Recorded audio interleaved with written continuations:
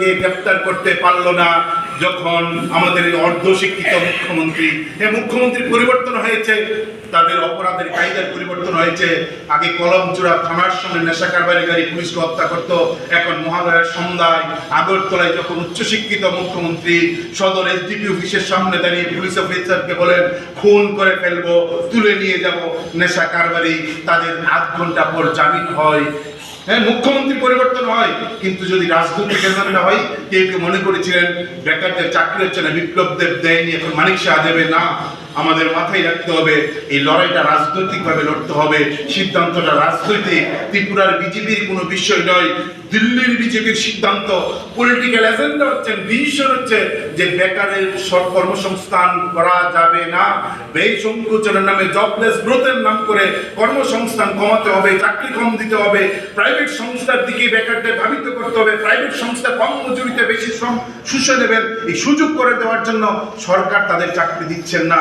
এরকম পরিস্থিতি গোটা ভারতবর্ষে তার অঙ্গ হিসাবে ডাবল ইঞ্জিনের ফল আমরা ভোগ করছি। ফলে আমি আশা করব যে এই যে ভয়ঙ্কর পরিস্থিতি গোটা রাজ্যে, একদিকে নেশা, একদিকে কাজ নেই, তার সঙ্গে এই যে বেহাল আইন শৃঙ্খলা, এর বিরুদ্ধে আমাদের শুধুমাত্র যুবদের নিয়ে না, সব মানুষের কাছে যেতে হবে, একটা গণ আন্দোলন তৈরি করতে হবে। গণ আন্দোলন করার জন্য গণমানুষের কাছে যেতে হবে। আমাদের যে কাজ চাই, ডিএফ এর ছেলে মেয়েদের কাজের দাবিতে আমরা লড়ছি না।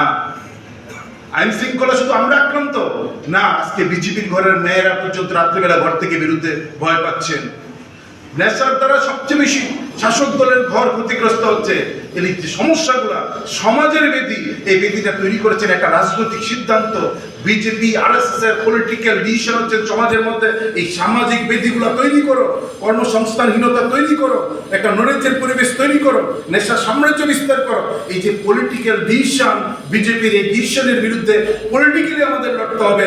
কিন্তু এই সমস্যাটা যে গভীরে চলে গেছেন, সমাজের প্রতিটা রন্ধ্রে রন্ধ্রে যে সমস্যা চলে গেছেন, ওই রন্ধ্রে যাওয়া সমস্যা যারা প্রতিদিন যুক্ত হচ্ছেন, সিপিএম, কংগ্রেস, বিজেপি, দল মত নির্বিশেষে, যে মানুষ এই সমস্যার মধ্যে আস্তে পৃষ্ঠে বেঁধে যাচ্ছেন, তার পরিবার ধ্বংস হয়ে যাচ্ছে একের পর এক পরিবার।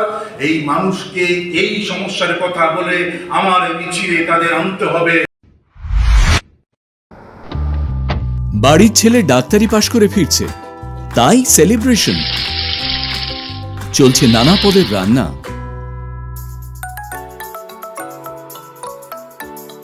শেফদের পছন্দ সিস্টার মশলা, যা মডার্ন টেকনোলজি এবং স্বাস্থ্যসম্মত। টেস্টিও। ইনি ডক্টর না সিস্টার? সিস্টারের রান্না প্রতি পদে স্বাদের বাহার, মন চাই ফিরে ফিরে খেতে বারবার। সিস্টার, নিশ্চিন্তের প্রতীক।